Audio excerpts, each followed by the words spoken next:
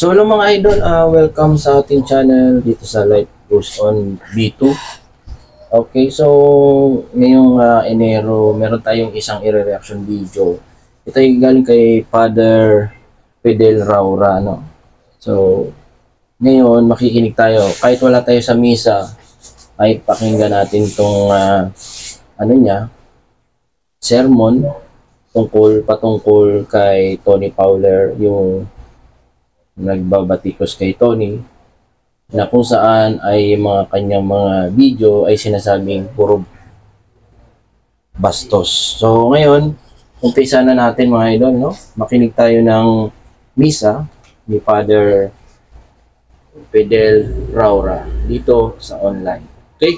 So bago yan mga idol, ako naman ay humingi sa inyo ng konting kailangan na i-subscribe ang ating channel dito sa ating Life Goes On B2. Okay, ito yung ating channel. So, ayan, nandyan mga idol. Tapos, ang ating website, www.lifegoeson.biz. Bisitahin nyo rin. At ang ating Facebook. Okay, so, tara mga idol, samahan niyo ako. Makinig tayo ng misa. Manggagaling kay Father Raura, Fidel Raura. Sino po sa inyo ang gusto ng privilege, pribilehiyo? Halimbawa ay yung makamit and greet ang Pangulo o ang artistang iniidolo po ninyo, sabay makapagpa-picture kasama ng mga ito, yung makapunta sa gusto nyong lugar ng may pocket money pa, yung makapag-aral ng may libreng matrikula. So, patuloy ko muna ang topic or content dito ni Father ay patungkol ito sa privilege and responsibility. Ano nga ba ang privilege? Ang privilege mga idol, yan yung parang chance or yung pribilehiyo na binigay sa iyo ng Panginoon. At ang responsibility naman ay ang ating gagawin kung paano natin siya i-handle. So yan ang responsibility. Yung makadaan kayo sa isang ruta na ipinagbabawal sa iba. Sino gusto? Wala. Kunyari pa kayo. Pero kapag naibigay sa iba, nasasabi ninyo, sana all. Sino ba naman ang ayaw ng pribilehiyo? Lahat tayo. Ay gusto. Sapagkat ang pribilehiyo ay basically, ito ay advantage, privilege, na meron tayo na maaaring walang iba. Kaya nga kinaiinggitan ang may pribilehiyo, di ba? Buti pa sila. Kasi nga, ang definition natin ng privilege ay hanggang dyan lang, hanggang advantage lang, na meron tayo at walang iba. Nawawala yung isang napakahalagang elemento ng privilege. Sa pananaw ng Diyos, sa pananaw ni Kristo, na kung malalaman lang natin at siseryosohin natin, baka matakot tayo sa pribilehiyo. Ano ito? Ganito. Narinig po natin sa ating binasang Ebanghelyo ang disappointment, ang kalungkutan ni Kristo para sa mga taong nakatira sa Corazin, Bethsaida at Capernaum. Bakit? Sapagkat ang mga taong dito ay privilege. Mayroong mga advantage na walang iba. Bakit? Kasi sa mga lugar na ito naganap ang maraming mga himala at milagro ng Diyos sa pamamagitan na rin ni Kristo. Sa mga lugar na ito, lalo na ang Capernaum, nangyari ang ilan sa mga memorable moments sa ministeryo ni Kristo, katulad ng pagtawag niya sa kanyang mga unang disipulo. Mga milagro, himala, special moments sa buhay ni Kristo na nangyari sa Corazin, Bethsaida at Capernaum na hindi nangyari sa iba, particularly sa Tyre at Sidon. So, ano ngayon ang disappointment ni Kristo? Ano ngayon ang ikinalulungkot ni Kristo? Ayun! Nawala yung isang elemento ng definition, sapagkat para sa mga tao, katulad ng mga tao sa Capernaum, Bethsaida at Corazin, para na rin sa atin, ang definition ng privilege ay hanggang advantage lang. Ay, para kay Kristo, tama ang privilege ay advantage, pero may kabilang pisngi ang privilege. Hindi lang advantage, kundi responsibility. Pananagutan. Natatandaan. Yun mga idol, pananagutan, responsibility. Yun ang ang kakibat ng privilege. Pag may privilege, merong responsibility. Okay? Subscribe nyo si Reverend Father Joseph Pedel Raurano sa kanyang vlog na nasa 788,000 na ata ang subscriber niya. Para makatulong din tayo sa iba. Po ninyo, nung medyo tinatamad na si Spider-Man, kasi ang dami niyang mga obligasyon na dapat gampanan, at dahil sa kanyang kapabayaan, may mga napahamak, tulad ng uncle niya, na nung nabubuhay ay ang sabi sa kanya, with great power comes great responsibility. Hindi lang advantage, mayroong responsibility. O hindi ba yun ang sabi ng ating Panginoon sa Luke 12:48? To whom much is given, much will also be required. Sa taong binigyan ng marami, hahanapan din siya ng marami. At sa taong binigyan ng lalong mas madami, pananagutin din siya ng Panginoon sa lalong mas madami. So, para kay Kristo, ang dalawang pisngi ng privilege, advantage at responsibility. Huwag mo nga alisin yung responsibilidad sapagkat magiging magulo, masalimuot ang lahat. Si Tony Fowler, sabi nung kaibigan. So ito mga idol, si Tony Fowler, itinatopic niya or inirelate niya din sa privilege at responsibility. Kasi yung privilege niya na marami siyang subscriber, million followers, million subscribers, dapat may kaakibat yun na responsibility. Paano yung responsibility mga idol? Yung pag-expose niya sa sarili niya sa social media na dapat hindi naman nakikita ng mga bata yung kanyang katawan na ganyan. Okay? So, nababati ko siya dahil sa ganyang senaryo ng kanyang buhay. Pero, panoorin natin itong video ni Father kung paano niya paliwanag ang patungkol dito. Father Fowler, bakit? Foul pagsalita. Ako naman, sabi ko, give her chance. Nakaw, Father, siya ay mayroong almost 8 million followers. Hindi nun, men. So imagine kung ano ang privilege, advantage meron siya. Privilege ng influence, privilege ng power, privilege ng pera. Kaya lang mukhang yung privilege ay hanggang advantage lang para sa kanya. Kasi nang sampahan siya ng kaso ng kapisanan ng mga social media broadcasters ng Pilipinas sa kasong mga lalaswang videos. Ganito ang naging tugon niya.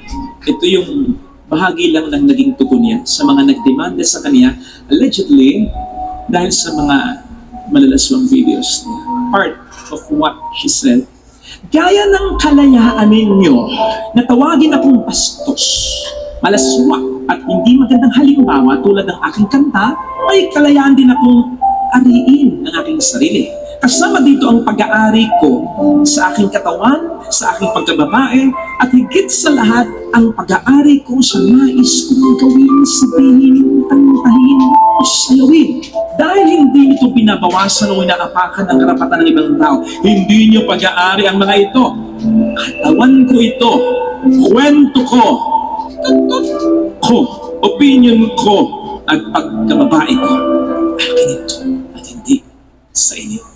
Alam nyo, talented naman eh. Isa siya sa mga actresses sa Batang Quiapo. Okay. Ngayon pinagdarasal ko siya. At tatlo ang dasal ko para sa kanya. Una, ma-realize niya na kung ano man ang privilege na meron siya kasama ng talent niya, ang influence niya, ito ay ipinagkatiwala lamang ng Diyos. No? Iram lang sa Diyos. Ang privilege. No? Yun ang una niya mensahe kay Tony Flower at Fowler. Sa kanya. Ikalawa, anytime po pwedeng tungkulin sa kanya. At ikatlo, darating ang pagkakataon na lahat tayo tulad niya, isa-isa, haharap sa Diyos. At i-account natin, isusulit natin, paano natin ginamit yung mga privileges na binigay niya sa atin. At dahil mabuti ang Diyos, alam na natin, hindi na kinakailangan i-memorize yan. Alam na natin kung paano gagamitin responsibly ang ating mga privileges. sa paggawa at pag-influence ng mabuti. Nakita po ninyo ang nangyayari? Kapag tayong pinagkatiwalaan lang ay nang-aangkin na. Nakaw! Sabi nga ng isang quote, when you think you own something, that something owns you. But when you know and you believe that you own nothing, pinangalang tayo, wala man naman tayong pag-aari, di ba? At mamamatay tayong wala rin tayong idadalhin sa hukay natin. So when we believe that we own nothing, then God owns us. Dahil tayo katiwala lang, God will call the shots. Pero kapag inangkin natin ang bagay na pinagkatiwala lamang sa atin, akin ang katawang ito, kahit magbisyo ko, bala kayo, pakailan po sa inyo, katawang ko. Akin ang batang ito, anak ko, paglaglag ko, bala kayo, basta, akin ito. Ang kasal, papel lang, ako lang naman yung sumagot dyan ng oo at siya. So anytime, pwede namin i-dissolve ito. Tanyo, nagkakaroon ng malaking problema kapag tayo mga katiwala lang ay naghari-harian at inangkin natin ang mga bagay na sa atin ay pinagkatiwala lang. At masama, ayan, masama na makagawa ng masama, mas lalong masama yung maging sanhi ka pa ng pagkakasala, paggawa ng masama ng iyong kapwa. In connection with that, meron pang mas lalong sasama. Ano yun? Abay, binigyan ka ng Diyos ng privilege, hindi mo ginamit responsibly, hindi mo ginamit sa mabuti, ginamit mo laban sa Diyos. Naka-experience na po ba kayo nang gumawa kayo ng mabuti, hindi kayo napasalamatan? Nakagalit yan, masakit yan. Pero, dagdagan mo pa, hindi ka na nga napasalamatan, ginawan ka pa ng kasalanan. Di ba mas masakit yan? Di ba mas nakakainis yan? Di ba mas kawalan ng utang na loob? Ganon ang ginagawa natin. Kapag may privilege tayo na hindi natin ginamit sa mabuti, hindi mo na napasalamatan ang Diyos, ginamit mo pa laban sa Diyos. At Amen. yan Amen. ay Amen. Amen. napakaseryosong kasalanan sa Diyos. Ano sabi sa Ebanghelyo ayon kay San Lucas 17:2? Mabuti pa sa tao na sabitan ng gilingang bato sa leeg at itapon sa dagat kaysa maging sanhi ng pagkakasala ng isa sa maliliit na ito. Sipin mo, yung mamatay ka sa dagat, ang hirap na nun. Sasabitan ka pa ng gilingang bato sa leeg, mas mahirap yon. Ang sinasabi dito ay, mas maganda na yon kaysa yung privilege na ibinigay sa iyo, gamitin mo laban sa Diyos na nagbigay sa iyo. Kaya nga ang sabi sa mga taga-Corazin, Bethsaida at Capernaum, nakaw, ang sasapitin ninyo sa paghukom ay mas malala sa sasapitin ng mga taga-Tiro at Sidon. Yung mga taga-Tiro at Sidon, marami ng mga makakasalanang tao dito. Okay? Pero sa araw ng paghukom, kung ano yung tatanggapin nilang parusa, mas magaan kaysa sa mga taga-Capernaum, Corazin at Bethsaida. Bakit? Kasi hindi naman nagpunta at gumawa ng maraming milagro si Kristo sa Tiro at Sidon, kundi sa Bethsaida, Capernaum at Corazin. Marami yung binigay sa inyo eh. Ano yung sinukli ninyo? Walay! Hindi na nga kayo nagsukli. Naging pasakit ulo pa kayo? Napakatitigas ninyo? Sabi ni Kristo, kawawa ka Corazin, kawawa ka Bethsaida, kawawa ka Capernaum. Hindi niyo po ba napansin kung paano ko binigkas? Hindi ko sinabing, sabi ni Kristo, kawawa ka Corazin, kawawa ka Bethsaida, kawawa ka Capernaum, buti nga sa'yo. Parang ganon? Hindi ganon. Ang sabi ng Diyos sa pamamagitan ni Prophet Ezekiel, hindi ko ikinatutuwa ang kamatayan ng isang makasalanan. Hindi ikinatutuwa ng Panginoon ang magiging kamatayan ng mga tao tulad ng mga taga-Corazin, Bethsaida, Capernaum. So yun mga idol, ang Diyos pala ay kapag tayo gumawa ng kasalanan, ang Diyos hindi natutuwa. Yun ang katotohanan. Hindi siya natutuwa. Ang Diyos ay hindi natutuwa, kundi nakikita ng Diyos yung kalungkutan. Kasi bakit? Naghihirap yung taong kanyang tinutulungan. Binigyan niya ng privilege, pero sa halip na mabuti, ang ginawa ay masama, hindi niya ikatutuwa, pero kanyang ikinaawa. Bakit? Kasi alam niya, matindi ang kaparusahan ibibigay sa kanila. Kawawa kayo.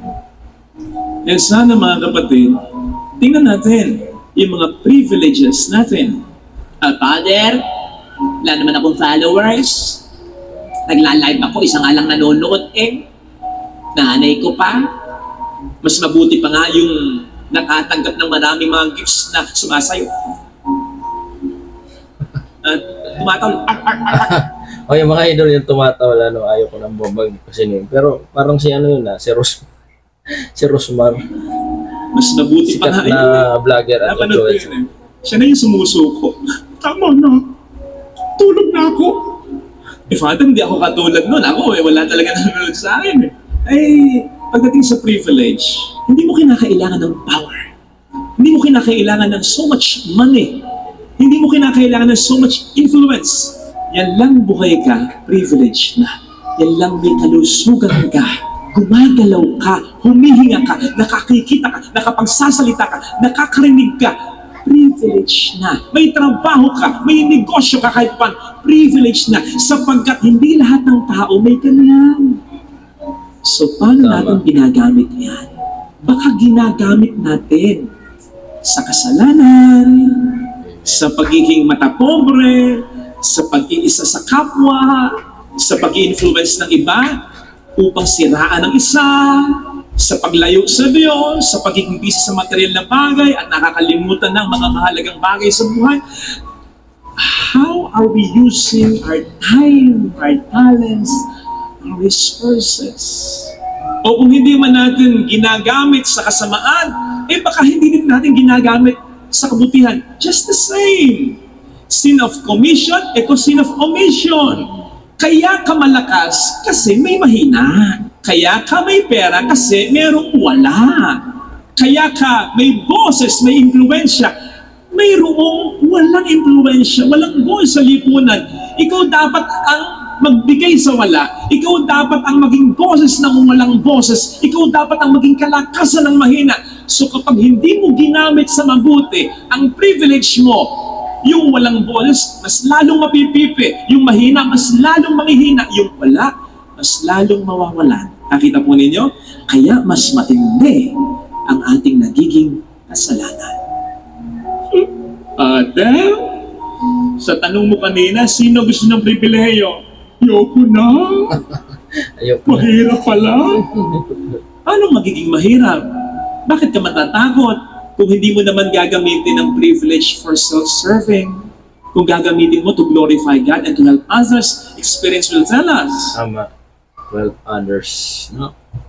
Kasama pa May ginagawa ka ng mabuti? Gumawa tayo sa kapwa ng mabuti. Gusto mo pang dagdagan ng mabuti? Kaya lang wala ka ng time, wala ka ng talents, wala kang pera. So yung privilege na ibinigay sa iyo, means yun para makagawa ka ng mas maraming mabuti. At ayaw mo ba na ginagamit ka ng Diyos na maging pagpapala sa iba? Hindi mo ba naranasan yung kapag nagbigay ka, kapag tumulong ka, kapag gumawa ka ng mabuti, iba yung pakiramdam. Bakit? Kasi ang Diyos ay nandiyan. Literally, sumasayo ang Diyos, ginagamit ka ng Diyos kapag gumagawa ka ng kabutihan. At kailangan ang mga privileges dyan para magawa mo yan. Tama. Amen. Amen. Sana, yun ang makita natin, sa ating mga privileges. Para hindi lang ito maging advantage. Kung natin kakalimutan, mayroong inaasahan sa atin ang Diyos. So, ayan mga idol mo. Ganda ng message ni Pado. Panoorin nyo na lang siya sa kanyang mga sermon sa YouTube, online mass, no? Kasi makikita nyo yung mga kanyang video na may talagang kapulutan ng aral, no? Pag may privilege, merong responsibility at merong advantage na nangyari. So, kay Tony Fowler, siguro puro advantage ang nakita, no? Nagkaroon siya ng privilege, puro advantage ang nakita ng mga tao, siya ay inidolo, pero ang kapalit naman ay hindi maganda. So, yun, kaya siya binatikos. So, yan lang ating vlog ngayong araw na ito. So, subscribe natin si Reverend Father Joseph Fidel Rao sa kanyang vlog, no? Online Mass. Okay, so salamat sa inyo. Huwag nyo rin kalimutan ang aking vlog, Life Goes on Vito. Subscribe nyo, comment kayo dyan sa baba mga idol kung ano ang masasabi nyo sa Mass or ating napakinggan ngayon. Bye-bye!